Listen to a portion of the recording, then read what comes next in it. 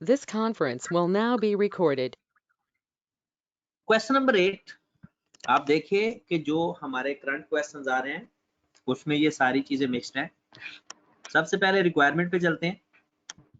20 marks का ये question,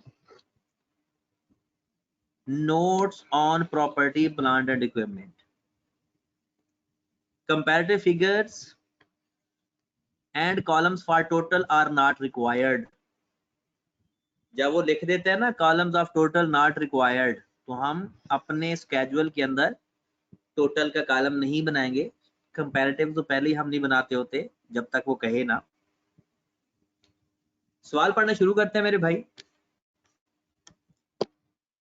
इसके अंदर मैंने आपको एक तरीका सिखाया था कि हर एसेट को अलग अलग ट्रीट करोगे तो क्वेश्चन आपका आसानी से हो जाएगा, लेकिन अगर मिक्स करने की कोशिश करोगे तो मुश्किल हो जाएगा। हमारे पास 4 एसेट्स हैं, लैंड, बिल्डिंग, प्लांट, व्हीकल्स। ठीक है, हड़प्पा इंडस्ट्री है। लिखा हुआ है कि जनाब आपके पास जो कॉस्ट या रिवैल्यूड अमाउंट है लैंड की 100,000 है और उसके ऊपर एक छोटा सा स्टार बना हुआ है। ये स्टार की इंफॉर्मेशन बड़ी इंपॉर्टेंट होती है। लिखा हुआ है an amount of ₹12 million had been charge to profit and loss account upon previous revaluation.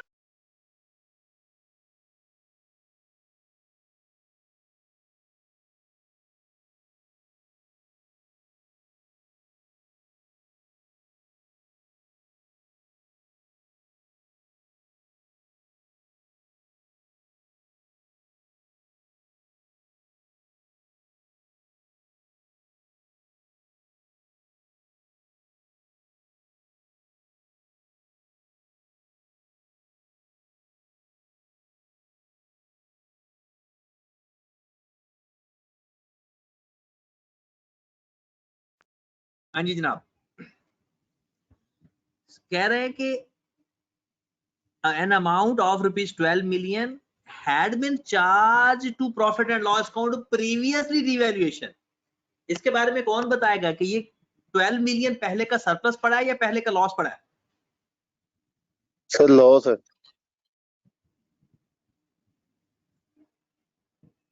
Good होगी बात, क्योंकि प्रॉफिट एंड लॉस अकाउंट को चार्ज किया है तो इसका मतलब है पहले का 12 मिलियन लॉस अवेलेबल है हमारे पास, राइट। बिल्डिंग की कॉस्ट 70 मिलियन है, 70,000, और उसकी अक्यूमुलेटेड डेप्रिसिएशन 14,000 है और उसका भी सरप्लस पता है पहले का। स्ट्रेट लाइन मेथड है और लाइफ है 20 इयर्स। प्लांट, स्ट्रेट लाइन और व्हीकल, 4 एसेट है हमारे पास और चारों के बारे में अलग अलग इंफॉर्मेशन होगी। सबसे पहले इंफॉर्मेशन, ऑन 30th जून 2020, मतलब साल के एंड है क्योंकि हमारा साल का स्टार्ट ये है। हसन कह रहा है किस अटेम्प्ट का सवाल है? हसन भाई ये ऑटम 2020 है। अहमद रजा अपना सवाल दोबारा पूछिएगा, क्या पूछा आपने जी? सेकंड नंबर पे आ जाए, इसकी सेकंड एडजस्टमेंट में पढ़ने लगा हूं। सर ये जो 12 मिलियन है, ये वो ऊपर जो 100 लिखा हुआ लैंड का, उसमें इंक्लूड है कि नहीं? उसमें तो माइनस हुआ होगा ना, क्योंकि जब एसेट हमारा एक 12 मिलियन का होगा 112 का, तो वो उसमें से ये 12 माइनस हो चुका होगा, उसमें इंक्लूड तो नहीं होगा, उसमें से माइनस हुआ हुआ ये, क्योंकि इससे हमारी एंट्री क्या पास हुई होगी, रिवर्सल लॉस टू लैंड। चलें जी, the revalued amount of the land and building were assessed by smart consultant 120 million land और 35 मिलियन बिल्डिंग। लो मेरे भाई, लैंड नॉन डेप्रिशिएबल एसेट है, यहां पर ही हम एक एंट्री पास कर लेते हैं।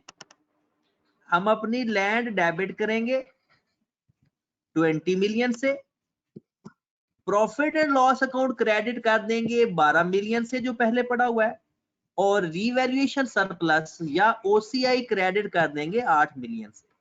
लो जनाब, ये लैंड की बात तो पूरी हो गई, क्योंकि नॉन डेप्रिशिएबल एसेट है ना, इसका डेप्रिसिएशन का इफेक्ट ही नहीं आना। डन होगी बात। और अब हम बिल्डिंग की भी बात खत्म कर जाते हैं, फिर आगे चलते हैं। तनवीर कह रहा है 20 मिलियन कैसे? तो देखो ना, ये हमारा एसेट पहले पड़ा है 100 मिलियन का, ये 100,000 है और 3 जीरो इसके ऊपर है, ठीक है।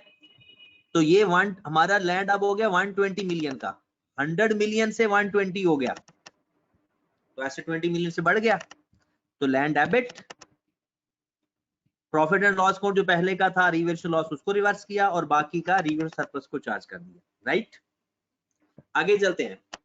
अब बिल्डिंग को भी इधर ही काम करके जाते हैं, क्योंकि लैंड और बिल्डिंग का काम पूरा करने के बाद फिर डिस्क्लोजर पे चलते हैं। हर एसेट का अलग अलग काम करना है, हर एसेट का। बिल्डिंग पे आ जाओ। रिवैल्यूएशन साल के एंड पे हो रही है, शुरू में हो रही है? साथ साथ देना है आपने, सबने एक्टिव होके बैठे, सारे लोग थोड़े एक्टिव हो जाएं। एंड पे हो रही है सर। एंड पे हो रही है, तो एंड पे अगर रिवैल्यूएशन हो तो आपको याद होगा हम क्या करते हैं।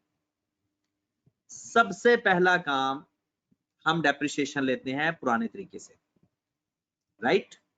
सबसे पहले हम डेप्रिसिएशन लेंगे पुराने तरीके से। 70,000 की डेप्रिसिएशन लो, स्ट्रेट लाइन मेथड है जी मेरे भाई। सबसे पहले मैं बिल्डिंग की वर्किंग करने लगा हूं।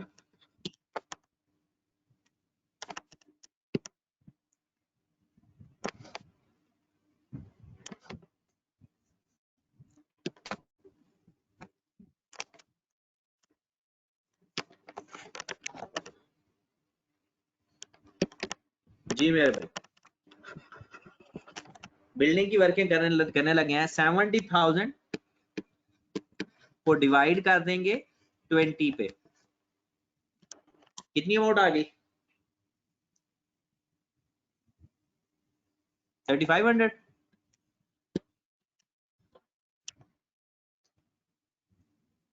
आप अपने तरीके से चले, HCA, ACA, OCI और प्रॉफिट एंड लॉस अकाउंट। हमारे पास जो स्टार्ट में डाटा अवेलेबल है वो है 70,000 का और 14,000 उसकी एक्यूमुलेटेड डेप्रिसिएशन है। 70,000, 14,000 उसकी एक्यूमुलेटेड डेप्रिसिएशन है, 56,000 उसकी बुक वैल्यू आ गई, राइट। यहां पर भी 56,000 लिख लेते हैं। और साल के शुरू में उसका कुछ सरप्लस भी पड़ा हुआ है 16,000। ये है साल के शुरू का डाटा, ये साल के शुरू का डाटा अवेलेबल है हमारे पास। हमने क्या करना है,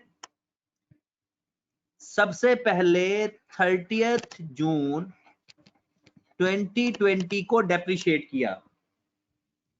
क्योंकि ये स्ट्रेट लाइन मेथड है तो इसकी डेप्रिसिएशन ओरिजिनल वैल्यू पे अप्लाई होगी, 3500। यहां पर भी 3500 लिखेंगे और 16,000 को भी 20 पे डिवाइड करेंगे। सबसे पहले एक दफा ये चेक कर लें कि 16,000 तो इस साल में पड़ा है ना। हमारे एसेट के ऊपर डेप्रिसिएशन टोटल कर लें, कितने सालों की ये 14,000 डेप्रिसिएशन है, ये चेक कीजिएगा। 14,000 कितने सालों की डेप्रिसिएशन है?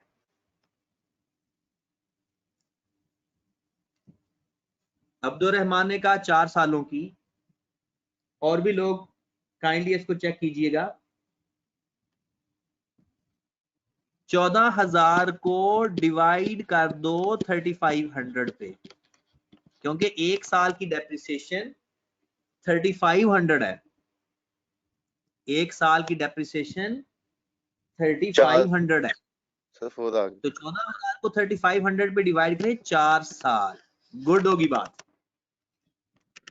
इसका मतलब है कि ये जो 16,000 हमारा सरप्लस पड़ा है, ये पहले 4 सालों में रियलाइज हो चुका है, बाकी अब ये 16 सालों पे रियलाइज होना है, 20 सालों पे नहीं होना।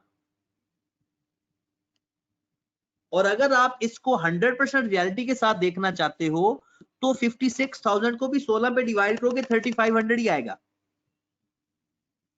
आप 56,000 को भी करके देख लो डिवाइड, तो आपका 3500 ही आना चाहिए। बात समझ लगी ना? इस कॉन्सेप्ट की कितने लोगों को समझ लगी है? क्योंकि नॉर्मली हम एक जैसी अमाउंट पे डिवाइड कर रहे होते हैं। देखिए ये जो हमारे पास 70,000 पड़ा है ना, ये तो ओरिजिनल कॉस्ट पड़ी है 4 साल पहले की, और सरप्लस पड़ा है सिर्फ इस डेट का। तो हम सरप्लस भी तो 4 साल पहले आया था, तो 4 साल का रियलाइज हो चुका है। अब मजीद इसने जो रियलाइज होना है वो 16 सालों पे रियलाइज होना है। तो इसकी जो रियलाइजेशन आएगी वो कितनी अमाउंट आ जाएगी जी? 1000। और अब आप यहां पर भी आ जाएं, क्योंकि जो हिस्टोरिकल डाटा है ये भी हमारा ठीक नहीं है, क्योंकि ये तो रीवैल्यूड अमाउंट वाला है ना, ये तो एक्चुअल कैरिंग अमाउंट है। 70,000, 14,000। हिस्टोरिकल डाटा का तनवीर बिल्कुल सही कह रहे हो आप, हिस्टोरिकल डाटा हमारे पास कुछ और है, क्योंकि ये जो अमाउंट हमारे पास आ रही है 70,000, ये तो रीवैल्यूड होने के बाद आ रही है। अब कोई मुझे इसकी हिस्टोरिकल कॉस्ट बताए। ये जो 14,000 हमारे पास आया है और ये जो 70,000 आ रहा है, ये तो रीवैल्यू होने के बाद आया है जी मेरे भाई। कोई बंदा मुझे इसकी हिस्टोरिकल कैरिंग अमाउंट बताए।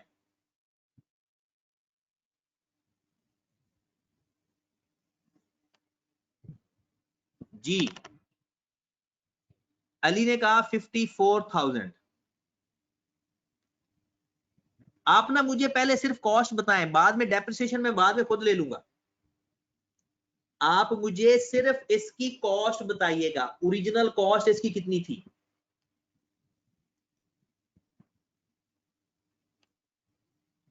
सासिराज ने कहा 54,000।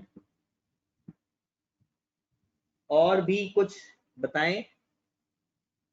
अब जरा गौर फरमाइएगा, क्योंकि ये अच्छी चीजें हैं, बहुत ज्यादा अच्छी चीजें हैं। जरा यहां पर थोड़ी मैं वर्किंग करने लगा हूं। मेरा एसेट आज से 4 साल पहले 70,000 का हुआ था, आज से 4 साल पहले, और तब उसका जो सरप्लस आया था वो था 20,000। आज से 4 साल पहले मेरा एसेट 70,000 का रीवैल्यू होने के बाद आया था। डन। 4 साल पहले कितना आया था रीवैल्यू होने के बाद? 70,000 का। और तब मेरा जो सरप्लस आया था वो था 20,000। पता कैसे चला? पता कैसे चला? क्योंकि 16,000 अब पड़ा है और ये 4 साल बाद का है। इसका मतलब है ये एक हजार खत्म हो गया, तो 4 साल पहले जो सरप्लस आया था वो 20,000 ही था। इसका मतलब है आज से 4 साल पहले मेरा 50,000 वाला एसेट 70,000 का हुआ था। आज से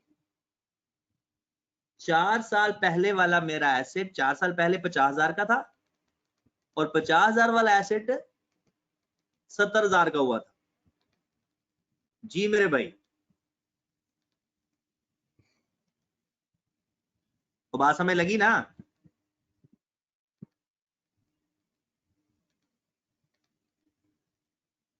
ओके होगी बात? तब उसकी लाइफ, दोबारा सुन ले जिशान, जिशान ने कहा देखें आपके पास 70,000 का एसेट डेप्रिशिएट होके 14,000 उसकी डेप्रिसिएशन भी आई, और ये एसेट रीवैल्यू कब हुआ था? ये एसेट रीवैल्यू ऑलरेडी हो चुका था। 4 साल का हमें कैसे पता चला? इस अक्यूमुलेटेड डेप्रिसिएशन से। हमने इसको 3500 पे डिवाइड किया तो 4 साल आ गया, और 4 साल पहले मेरे पास जो सरप्लस आज पड़ा है वो 16,000 है। 4 साल गुजरने के बाद 16,000 का पड़ा हुआ है। इसका मतलब है पिछले 4 साल का हमारा जो सरप्लस आया हुआ है पिछले 4 साल का, वो कितना था? 20,000। ओके होगी बात? ओके।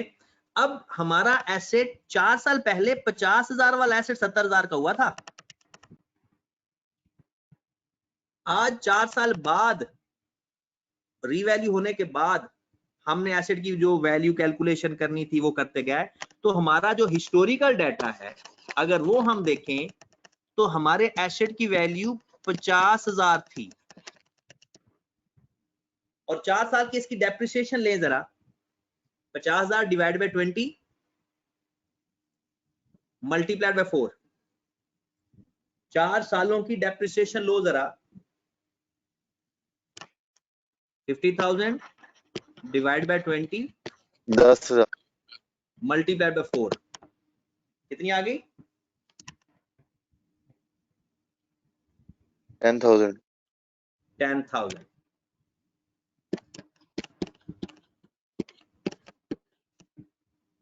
तो ये कितना आएगा?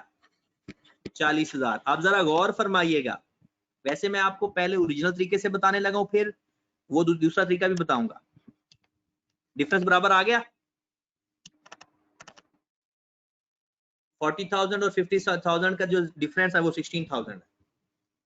अब मैं आपको बताने लगा हूं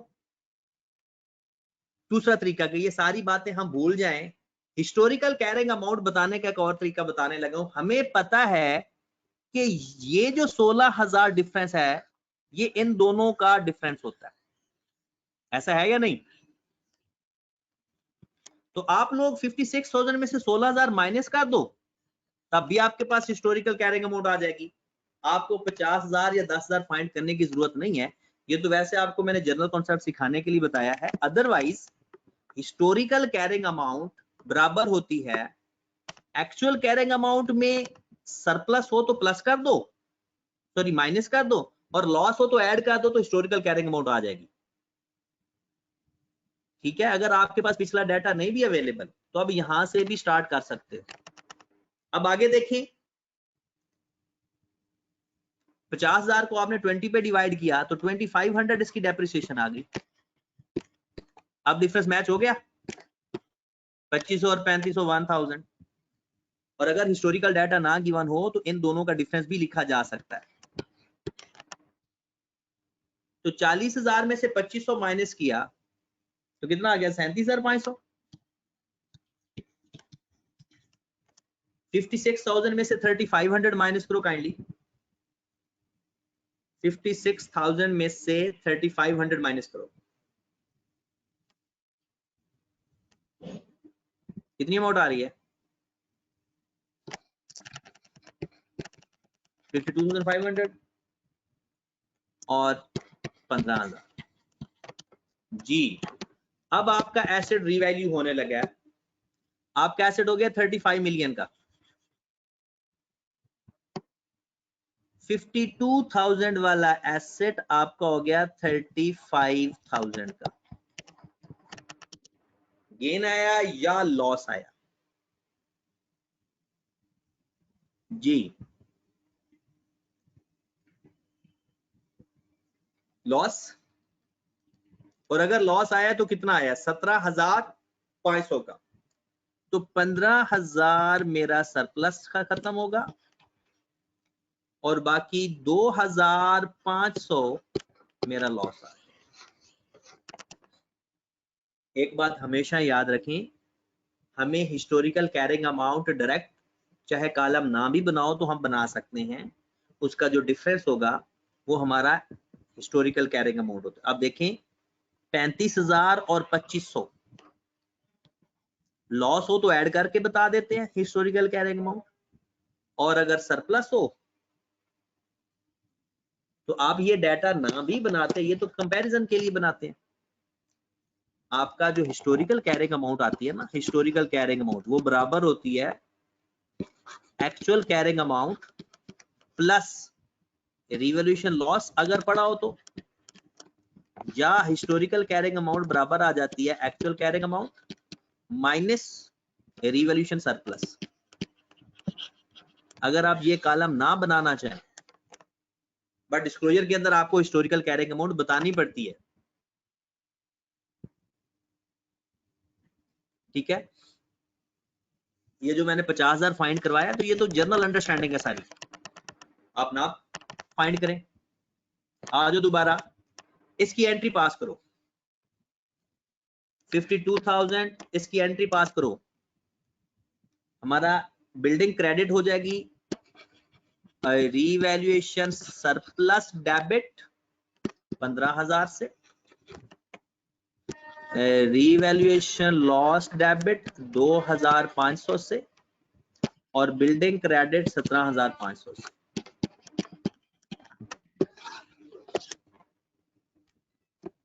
हमारा दो सवाल हो गया, एक लैंड का बारे में भी हो गया और एक बिल्डिंग भी हो गई, ठीक है। अब हमने नोट्स तैयार करना शुरू कर देते हैं।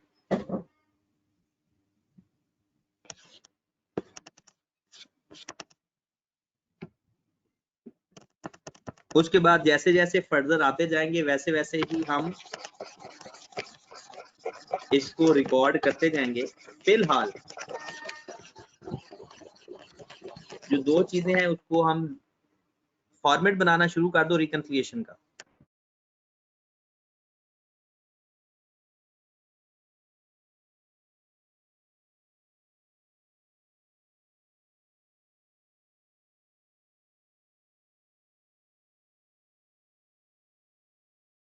जी जनाब, ऊपर हम नाम लिखेंगे Harappa industry limited, notes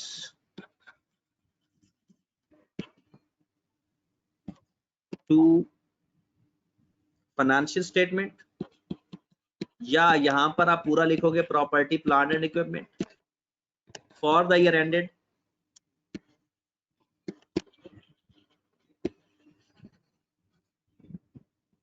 30th June 2020। सबसे पहले हम स्केड्यूल ही बना लेते हैं और उसके बाद बाकी चीजें लिख लेंगे। पहला लिखते हैं, स्केड्यूल बना लेते हैं प्रॉपर्टी प्लांट एंड इक्विपमेंट का। कॉस्ट एसेट्स में आ जाते हैं जनाब, हमारे पास एक लैंड है, एक बिल्डिंग है,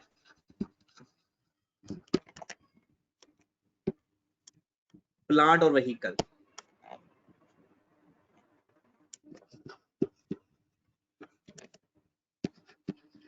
और क्वेश्चन के अंदर उसने स्पेसिफिकली मना किया है कि टोटल का कॉलम नहीं बनाना। ओके, सबसे पहले आ जाओ, क्योंकि जो दूसरा पॉइंट है वो प्लांट का है और जो चौथा पॉइंट है वो व्हीकल का है। बाकी वो कह रहा है कि प्रॉपर्टी प्लांट एंड इक्विपमेंट में ये रिवॉल्यूशन मॉडल पे है दोनों, बाकी कॉस्ट मॉडल पे हैं। तो हम इन दो को मुकम्मल कर लेते हैं, फिर बाकी चीजों को भी लिखते जाएंगे। जी बिस्मिल्लाह करते हैं। बैलेंस एट 30th जून 2019 मतलब 17/20 ये दोनों एक ही बात है। लैंड का बैलेंस था हमारे पास 100,000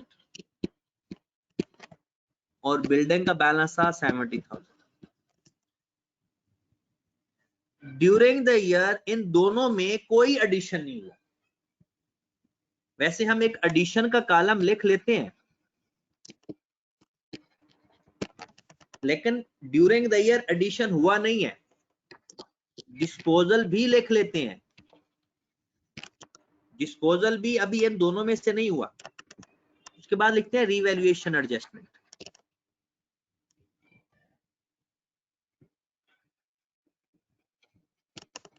लो मेरे भाई, हमारी लैंड डेबिट हुई थी, लैंड डेबिट हुई थी कितनी अमाउंट से? 20 मिलियन से। हमारी लैंड डेबिट हुई थी 20 मिलियन से, जिसमें profit and loss account reverse हुआ था 12 मिलियन का और रीवैल्यूएशन सरप्लस आया था 8 मिलियन का। जानों की बात क्या किया हमने? ओके होगी बात। उसके बाद एक और चीज का कॉलम बना लेते हैं, वो वैसे कॉलम ऊपर बनना चाहिए। जब रीवैल्यूएशन की वजह से हम अपनी एक्यूमुलेटेड डेप्रिसिएशन की एडजस्टमेंट करते हैं, वो एलिमिनेशन का कॉलम, वो डिस्पोजल के नीचे बना लेते हैं। आप लोग भी जब भी पेपर में सवाल करो ना, ये चीजें लिख लिया करो। एलिमिनेशन,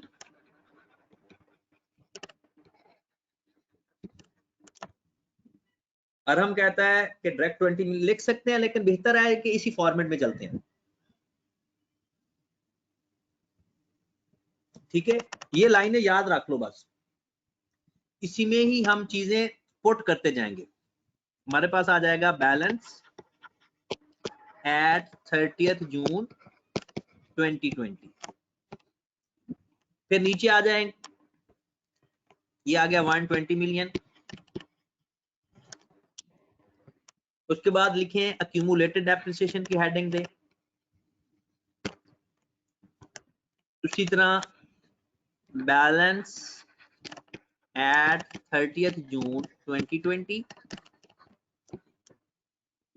उसके बाद इसमें भी वही एलिमिनेशन का एक बैलेंस कॉलम बनाए।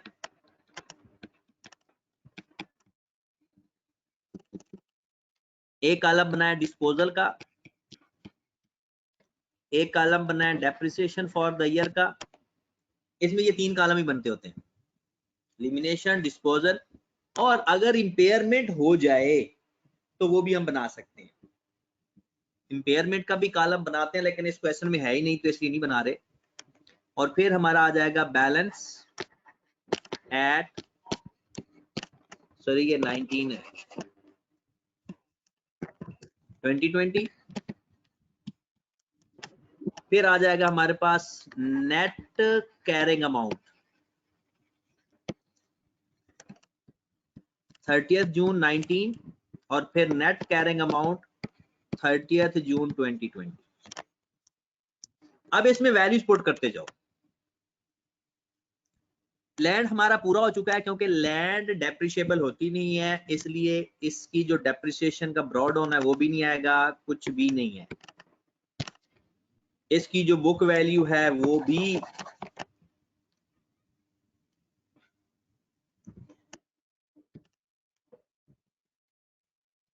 June 19, सॉरी ये 2020 है।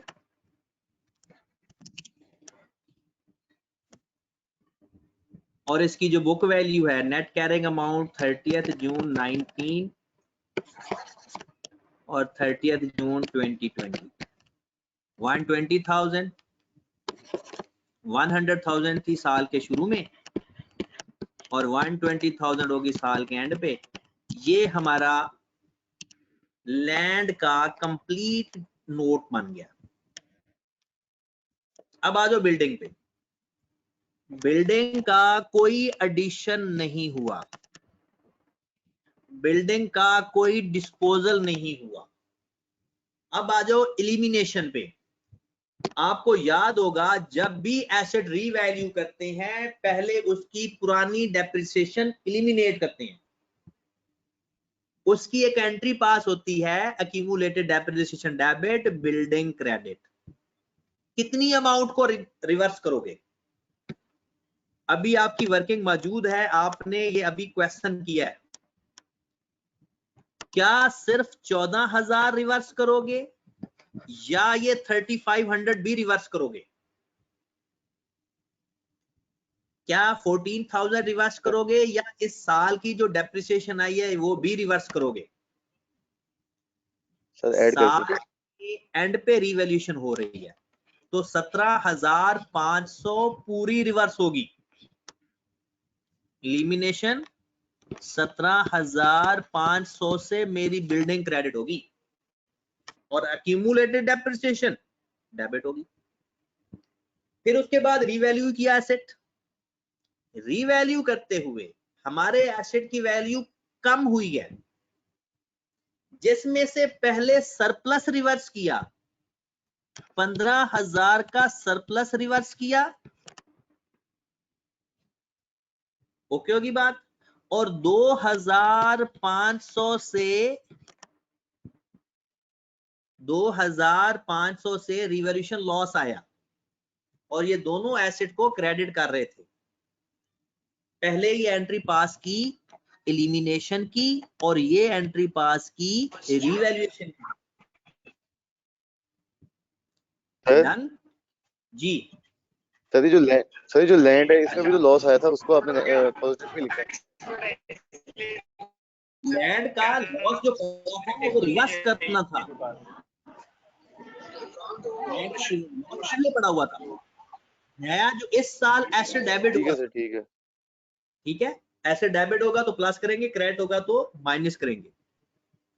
ओके, क्लोज कर दो। कितनी वैल्यू आ रही है? 70,000 में से ये सब कुछ माइनस कर दो।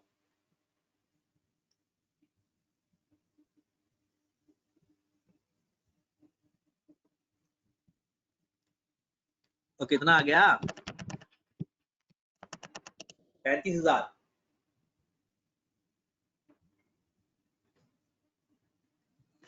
अब आ जाओ उसकी एक्यूमुलेटेड डेप्रिसिएशन पे। साल के शुरू में ब्रॉड ऑन कितना था? 14,000, ठीक है। और उस साल की डेप्रिसिएशन कितनी आई थी? 3500। एलिमिनेट कितना किया था? 17,500। 14,000 साल के शुरू में डेप्रिसिएशन, जो डेप्रिसिएशन फॉर द ईयर थी वो 3500 और जो एलिमिनेशन थी वो ऊपर जो अभी देख लो 17,500। बाकी ना इसका डिस्पोजल था नहीं। साल के एंड पे डेप्रिसिएशन कितनी बच गई? 0। 14,500 पॉजिटिव आ रहा है और 17,500 एक्यूमुलेशन में डेबिट हो रही है, 0। डन।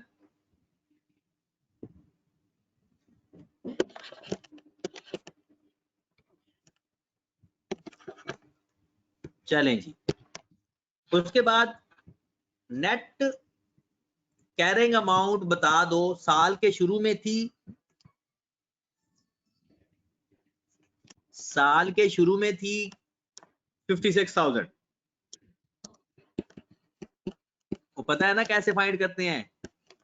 ओपनिंग बैलेंस में से ओपनिंग एक्यूमुलेटेड डेप्रिसिएशन माइनस कर देते हैं और क्लोजिंग में से क्लोजिंग माइनस कर देते हैं। ये हमारा टोटल कंप्लीट हो गया बिल्डिंग का डिस्क्लोजर।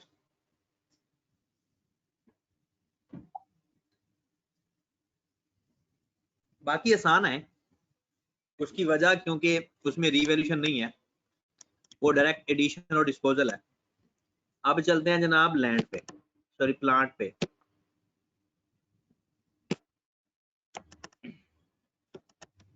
जी तीसरे नंबर पर आ जाए।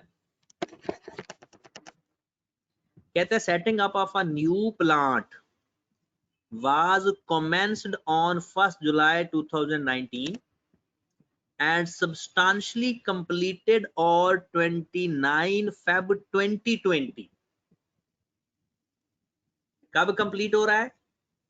29 Feb 2020 और हमारा ईयर एंड है 30 जून। The plant was available for use on 1st April 2020. लो जी, डेप्रिसिएशन हम किस डेट से स्टार्ट करेंगे? 1st अप्रैल से। And immediately put into use. Life is 10 years. Detail of cost incurred. Cost incurred हुई है जनाब, फर्स्ट पेमेंट किया है 1 अगस्त, सेकंड पेमेंट किया 1 अक्टूबर, थर्ड पेमेंट किया 29 फेब और फोर्थ पेमेंट किया 31 जुलाई। टोटल जो पेमेंट कर रही हैं वो कर रहे हैं 120 मिलियन की। The cost of the plant was financed through existing running finance facility. कोई मुझे बताए ये जर्नल बोरिंग है या स्पेसिफिक बोरिंग है? General sir. जो भी एग्जिस्टिंग फाइनेंस फैसिलिटी होती है वो जनरल बोरिंग होती है।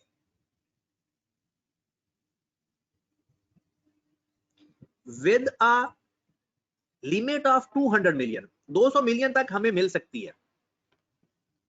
मार्कअप 12% पर एनम है। A government grant of 20 million related to the plant received on 1st January 2020. लो मेरे भाई, गवर्नमेंट ग्रांट भी मिली और जर्नल बोरिंग भी हम इस्तेमाल कर रहे हैं। The grant amount was used for repayment of running finance facility. कहते हैं हम जो गवर्नमेंट ग्रांट है ना वो किसके लिए पे कर रहे हैं? वो रनिंग फाइनेंस फैसिलिटी को वापस पैसे देने के लिए। डन? ओके जी। नेक्स्ट, इसका ताल्लुक इस लास्ट लाइन के साथ भी है।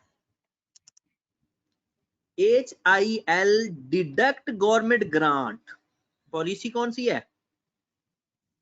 From the carrying amount of the asset. Policy है डायरेक्टली डिडक्शन। डन? अब आ जाओ, पूरा बोरिंग कॉस्ट का कॉन्सेप्ट है। आप इन 4 टॉपिक से किसी भी सूरत में नहीं बच सकते। Investment property, government grant, impairment, यानी जो 5 स्टैंडर्ड है नॉन करंट एसेट के, किसी न किसी सूरत में वो आप पूछ रहा है। इसलिए इसको बड़े ध्यान से आपने देखना है। अब आ जाएं जरा इसको सॉल्व कर लेते हैं, इसकी कॉस्ट फाइंड कर लेते हैं। सबसे पहले तो जो 120 है ना, इसमें से 20 माइनस करेंगे, हमारे पास एसेट की वैल्यू आ जाएगी 100,000।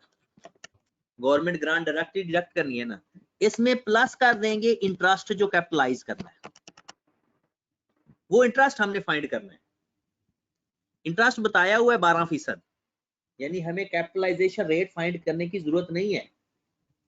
अगर एक से ज्यादा इंटरेस्ट होते तो हम कैपिटलाइज करते, अब जरूरत नहीं है।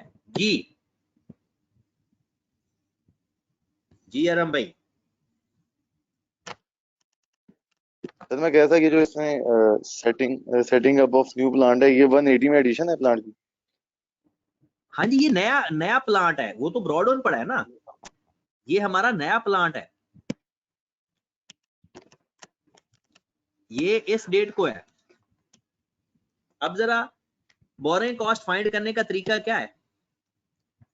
जर्नल बोरिंग, अपना फॉर्मेट याद रखोगे तो काम आसान होगा। डेट, पेमेंट और आगे आ जाता है हमारा इंटरेस्ट। पहली पेमेंट हमने की 1 अगस्त 2019 को। पहली पेमेंट कब की?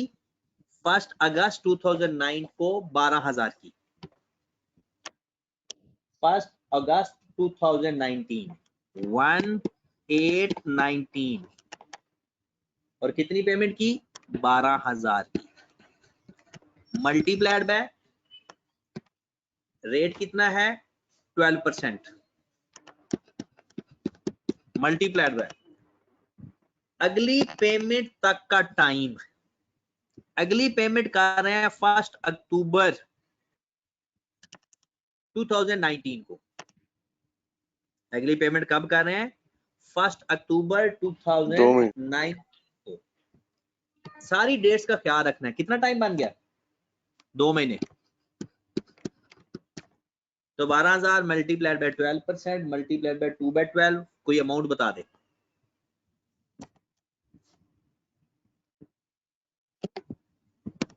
अगर जो कैलकुलेटर साथ लेकर बैठा है अमाउंट बताए 240। अगली पेमेंट है 1 अक्टूबर 19 को। कितनी पेमेंट है 48,000। आपको याद होगा हम क्या करेंगे पिछली पेमेंट अक्यूमुलेट कर देते होते हैं। हर अगली पेमेंट में पिछली पेमेंट ऐड करते जाते हैं। अगर उसमें से कोई पेमेंट करते हैं तो माइनस कर देंगे। मल्टीप्लाइड बाय 12% मल्टीप्लाइड बाय अगली डेट कौन सी है कोई बता सकता है अगली डेट कौन सी है। सब लोग मिलकर डेट ढूंढें। अगली डेट कौन सी है कोई बता नहीं रहा। किसी का मैसेज अभी तक 29 फेब को कंप्लीट हुआ। जीशान ने कहा है 29 फेब। और कोई बताए। अगली डेट है 1 जनवरी 2020।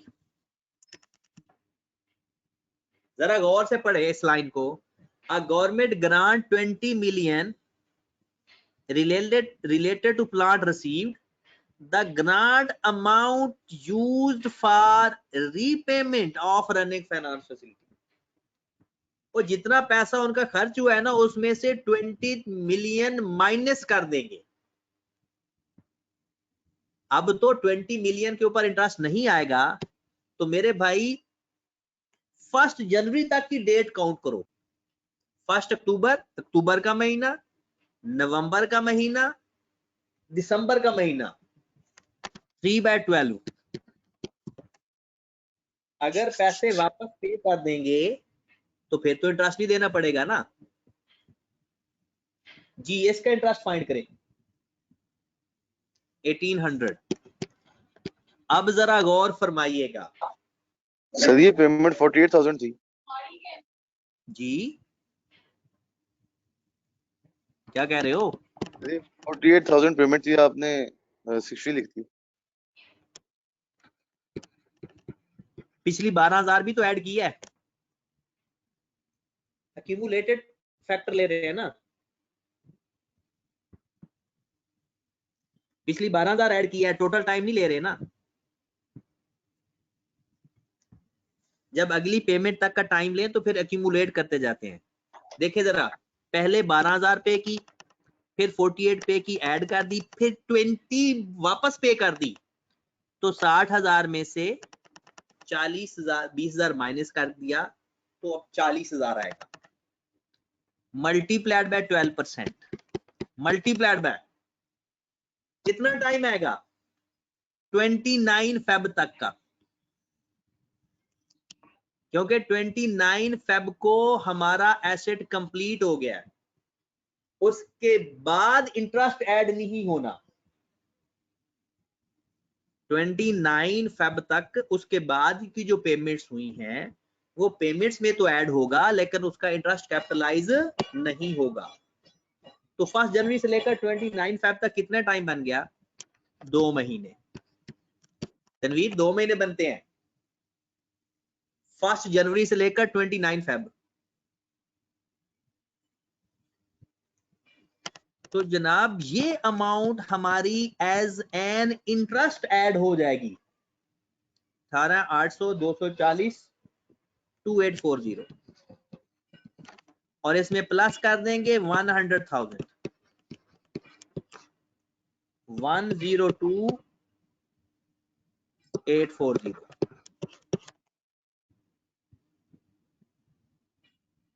$120 टोटल कॉस्ट आ रही है, लेकिन इस 120 में जो गवर्नमेंट ग्रांट मिली है वो माइनस कर दी, 100,000 बच गया और उसमें इंटरेस्ट ऐड कर दिया, तो हमारे पास एडिशन आ गया 102,840। लो जी, आ जाओ वापस अपने प्लांट पे। प्लांट का ब्रॉड ऑन कितना है? 180,000।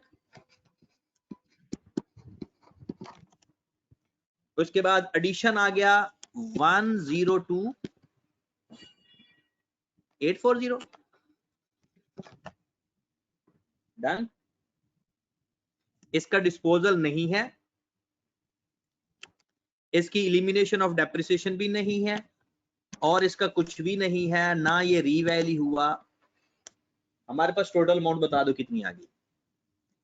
1,80,000 में 102,840 प्लस करके बताओ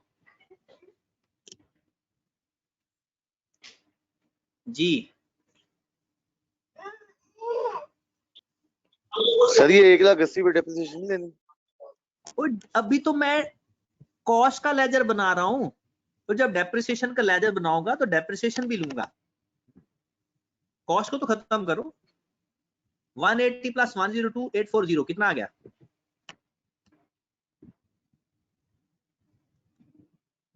साथ किधर हो आप कैलकुलेशन में? लगता है आप लोगों ने आगे पीछे हुए हो। 282 सर 282,840 282,840 840 28840। अब आओ इसकी एक्यूमुलेटेड डेप्रिसिएशन वाले बैलेंस पे। इसका ब्रॉड ऑन कितना है? 60,000। इलिमिनेशन कुछ नहीं आएगा, डिस्पोजल का भी कुछ नहीं है इसका, इसकी डेप्रिसिएशन फॉर द ईयर है। अब फाइंड कर लेते हैं डेप्रिसिएशन फॉर द ईयर। तरीका वही पुराना, पहले broad on straight line method है। कौन सा मेथड है? प्लांट के ऊपर जनाब स्ट्रेट लाइन मेथड है, 15 साल लाइफ है, और जो दूसरा एसेट खरीदा है उसकी 10 साल लाइफ है। ठीक है जनाब, तो डेप्रिसिएशन ले लो। ब्रॉड डाउन की डेप्रिसिएशन 1,80,000 डिवाइडेड बाय 15, और एडिशन है 102,840 डिवाइडेड बाय 10 मल्टीप्लाइड बाय 3/12। जी मेरे भाई, डेप्रिसिएशन की अमाउंट बता दे कोई मुझे। 1,80,000 को 15 पे डिवाइड किया, कितना आंसर आ रहा है? 12,000 12,000। और 102,840 को 10 पे डिवाइड करके 3/12 से मल्टीप्लाई करें, 2571। ये मेरे पास डेप्रिसिएशन फॉर द ईयर आ गई। सिर्फ एक ही डाटा मुश्किल होता है, बाद में बहुत आसान होता है ये सवाल। 14,571 टोटल कर ले। 60,000 में 14,000 ऐड कर दो, 74,571। ओपनिंग बुक वैल्यू कितनी है? 1,80,000 में से 60,000 माइनस कर दो, 1,20,000। और क्लोजिंग कितनी है? क्लोजिंग में से क्लोजिंग डेप्रिसिएशन माइनस कर दो, क्लोजिंग में से क्लोजिंग माइनस कर दो। 282,840 में से 74,571 माइनस कर दो।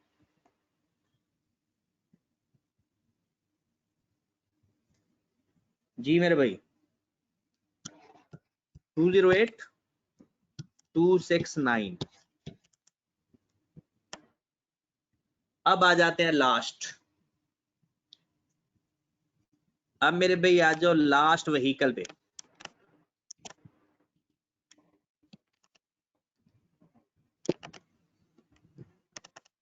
चले जनाब व्हीकल पे चलते हैं। व्हीकल का जो बैलेंस है 8800 है ओपनिंग और 4000 डेप्रिसिएशन, ये तो लिख लो ना। 8800 ओपनिंग और डेप्रिसिएशन का ओपनिंग है जनाब 4000।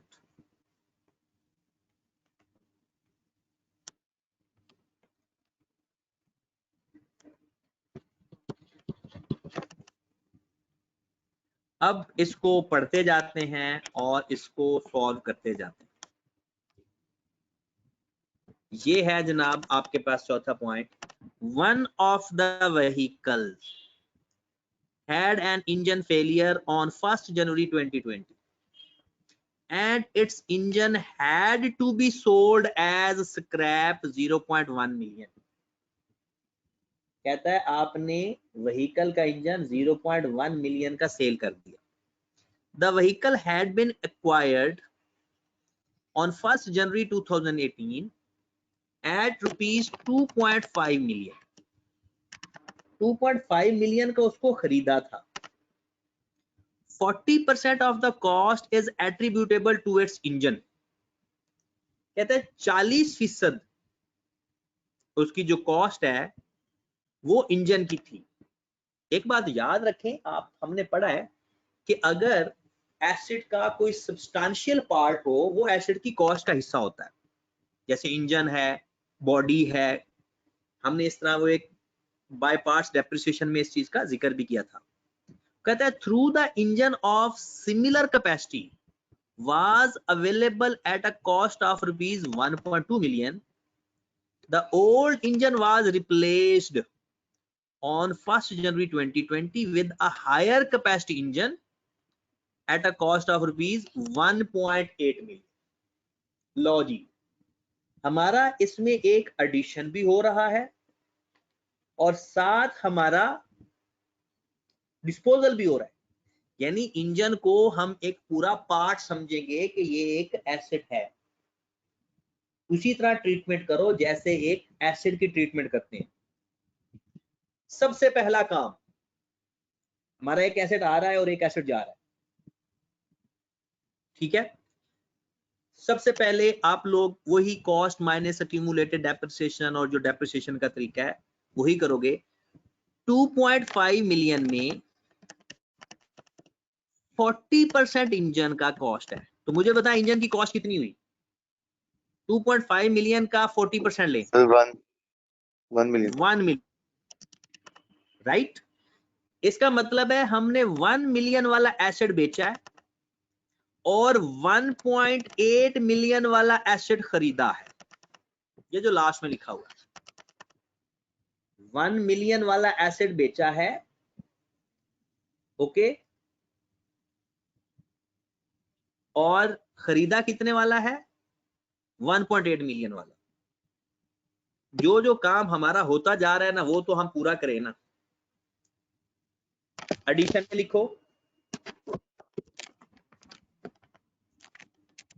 18 मिलियन 1800, एडिशन में आ गया 1800 और डिस्पोजल में आ गया 1000। डन। इसके अलावा रिवैल्यूएशन एलिमिनेशन तो कुछ भी नहीं है इसमें, इसको तो क्लोज करते हैं, फिर डेप्रिसिएशन ही रह जाएगा बस। 8800 में 1800 ऐड करो और 1000 माइनस करो, कितनी अमाउंट आ जाएगी,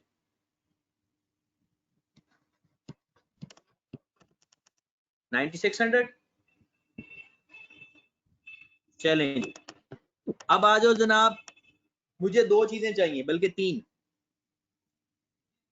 एक मुझे बताओ डेप्रिसिएशन फॉर द ईयर, और एक है जो एसेट हमने बेचा है उसकी अक्यूमुलेटेड डेप्रिसिएशन।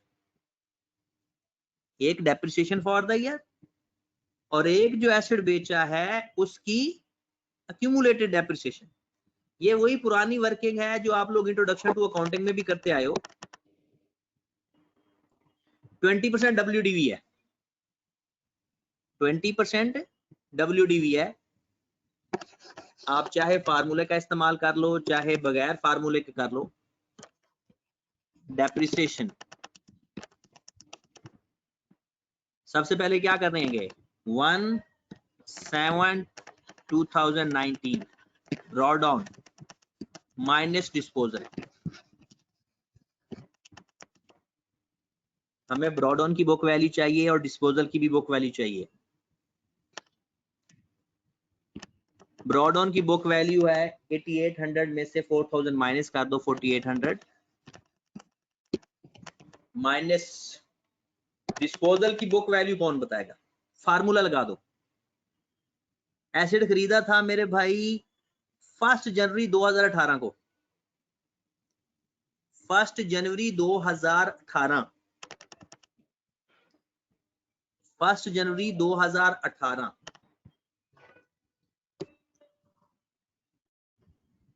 यहां पर उसकी वर्किंग कर लेते हैं।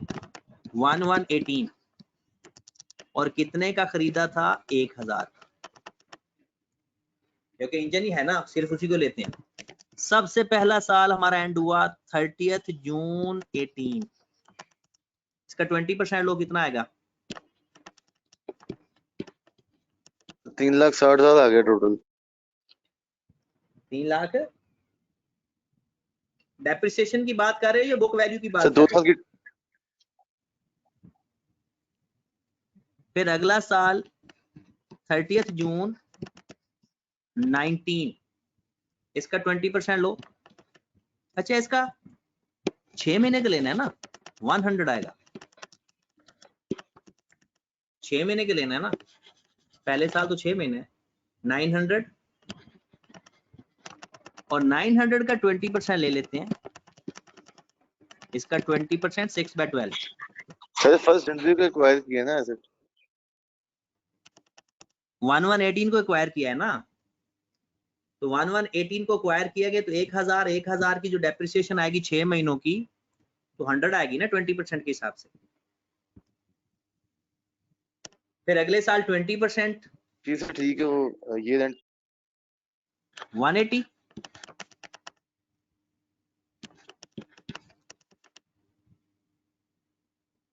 $720 बच गया,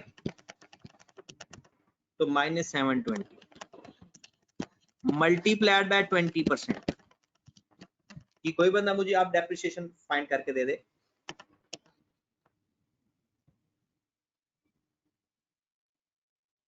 जी 4800 minus 720 minus 20%, minus 720 multiplied by 20%, 816। फिर आ जाए डिस्पोजल। किस डेट को ये हादसा हुआ है? One of the vehicle engine fair हुआ 1 जनवरी 2020 को, 1/1/2020। डिस्पोजल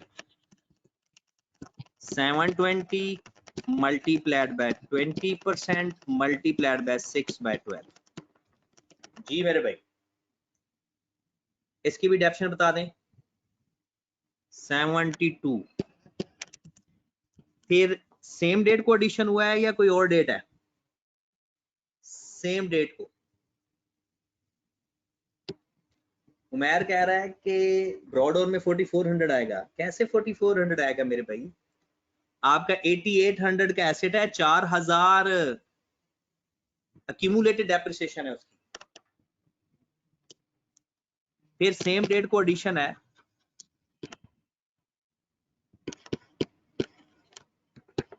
1800 का, मल्टीप्लाइड बाय 20% मल्टीप्लाइड बाय 6/12,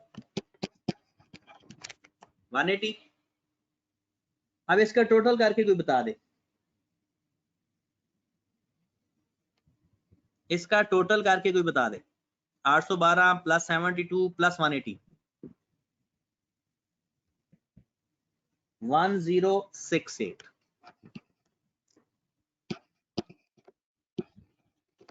और मुझे कोई डिस्पोजल की अक्यूमुलेटेड डेप्रिसिएशन भी बता दे। डिस्पोजल की अक्यूमुलेटेड डेप्रिसिएशन आएगी 100 प्लस 180 प्लस 72। डिस्पोजल की अक्यूमुलेटेड डेप्रिसिएशन 100 2018 की, 180 2019 की और 72 इस साल की। 352। हमारा सवाल कंप्लीट हो गया। आ जाओ वापस।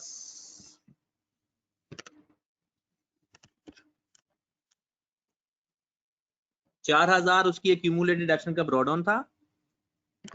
उसके बाद डिस्पोजल की डेप्शन आ गई 352 और डेप्रिसिएशन फॉर द ईयर आ गई 1068। लो मेरे भाई मुझे कोई क्लोजिंग बैलेंस बताए। 4000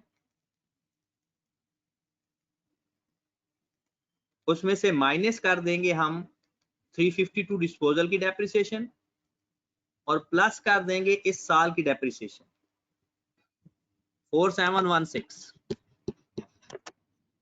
लो जनाब, ओपनिंग बुक वैल्यू 4800, क्लोजिंग बता दें 4884।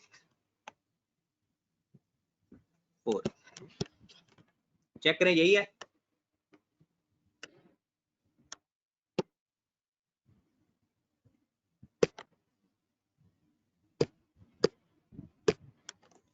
हमारा एक्चुअल में ये है पूरा सवाल का सलूशन।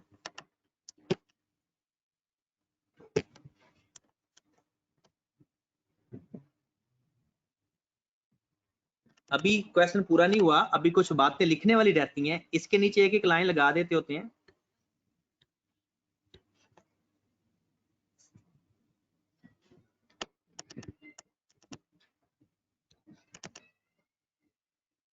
अभी हमने सिर्फ कुछ बातें सिर्फ लिखने वाली रह गई हैं, बाकी सवाल हो गया है, क्योंकि हमने वो पूरा नोट्स या डिस्क्लोजर वो कहता है तो हमने मेजरमेंट बेस लिखना होता है, उसका मेथड लिखना होता है, रेट लिखना होता है, फिर वो रिवैल्यूएशन के अपने लिखने होते हैं कि जो रिवैल्यूएशन मॉडल पे हूँ। ठीक है जनाब, अभी वो जो बातें लिखने वाली है मैं वो लिखवा देता हूँ आपको। चले जनाब, अब नीचे चलते हैं। इसके नीचे अब आपने बारी बारी क्या लिखना है। एक लिखना है मेजरमेंट बेस,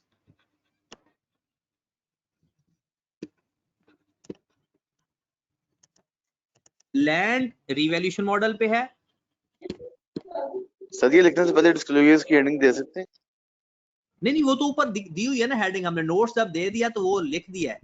ये सारा इसका हिस्सा है, ये नीचे सॉल्यूशन चल रहा है। ये हमारा पहला पॉइंट है, इसको आप 1 लिख दो, इसको 1 लिख दो। और अक्सर आई कैप तो 1.1 लिखता है, इसको 2 लिख दो या 1.1 लिख दो, जो आपकी मर्जी है। Measurement base revaluation model, building भी रिवैल्यूएशन मॉडल पे है, और जो प्लांट है वो कॉस्ट मॉडल पे है, और जो व्हीकल है वो भी कॉस्ट मॉडल पे है।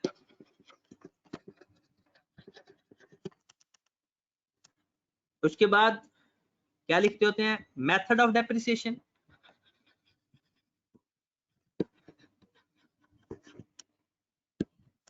इसका मेथड कोई था ही नहीं, क्योंकि ये एसेट नॉन डेप्रिशिएबल एसेट है। इसका मेथड था स्ट्रेट लाइन, आपने पूरा लिखना है। इसका भी था स्ट्रेट लाइन और इसका था WDV, आपने पूरा स्ट्रेट लाइन लिखना है, ऐसे एब्रिविएशन इस्तेमाल नहीं करनी। फिर उसके बाद लिखना होता है रेट या लाइफ। लैंड की लाइफ थी इन्फिनिट, इसकी लाइफ थी 15 साल। प्लांट में 15 20 साल थी, साल भी थी। बिल्डिंग की 20 साल। ओए हमने रिमेनिंग लाइफ लिखनी है मेरे भाई, रिमेनिंग लाइफ 20 साल तो थी 4 साल पहले, ये साल गुजर गया था। हमने लिखनी है 30 जून 19 को रिमेनिंग, जब ऐसे रीवैल्यू होता है ना तो बाद में हम उसकी रिमेनिंग लाइफ लिखते होते हैं, जैसे रीवैल्यू हुआ था।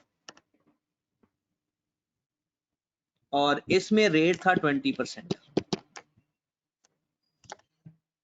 उसके बाद हमने अगली चीजें लिखनी होती है पॉइंट्स में, तीसरा डिस्क्लोजर। अब रिवैल्यूएशन के डिस्क्लोजर लिखेंगे, हम लिखेंगे revaluation as land and building revalued at 30th June 2020 by Smart Consultant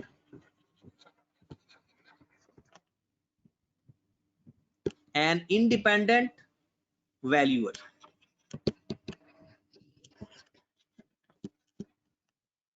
आपको याद होगा कि हमने ये भी एक इफेक्टिव डेट भी इसमें बता दी और इसके अंदर उसका नाम भी बता दिया। चौथा डिस्क्लोजर हम लिखेंगे carrying value of land is rupees 112,000 and building is rupees 37,500 if not revalued। अगर लैंड और बिल्डिंग रीवैल्यू ना होते तो उनकी कैरिंग अमाउंट क्या होती।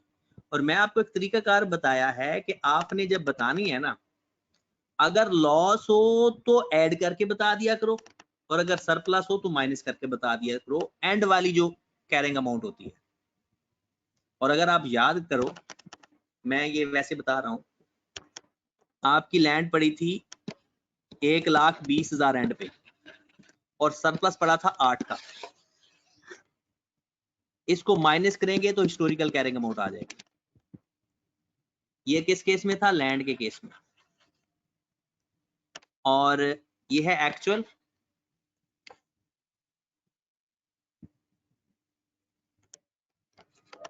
ये 112 आ जाएगी। और दूसरा था 35,000, ठीक है। और 2,500 एंड पे लॉस आया था, इसको प्लस करेंगे तो HC आएगा। सरप्लस एंड वाला हो तो माइनस करते हैं और लॉस पड़ा हो, क्योंकि आपको पता है इसका डिफरेंस ही तो होता है। ठीक होगी बात। तो ये हमारा जनाब 2020 का पेपर पूरा हो गया और इंशाल्लाह कल हम कोशिश करेंगे कि मार्च 21 का पेपर डिस्कस करेंगे और वो तमाम बातें डिस्कस करेंगे जो हमने वैसे क्लास में डिस्कस नहीं की होंगी इंशाल्लाह। और क्लास की टाइमिंग आपकी कल भी इंशाल्लाह 4 बजे ही होगी। फिर जब तक सवाल सर जी मेरे भाई। सर कल ना रेश वाला क्वेश्चन भी कर दीजिएगा डिस्कस, जो रिसेंट में कल वाला 2021 का पेपर डिस्कस करना है ना, उसमें जो भी चीजें आएंगी सारी डिस्कस कर लेंगे। ओके जी, अल्लाह हाफिज।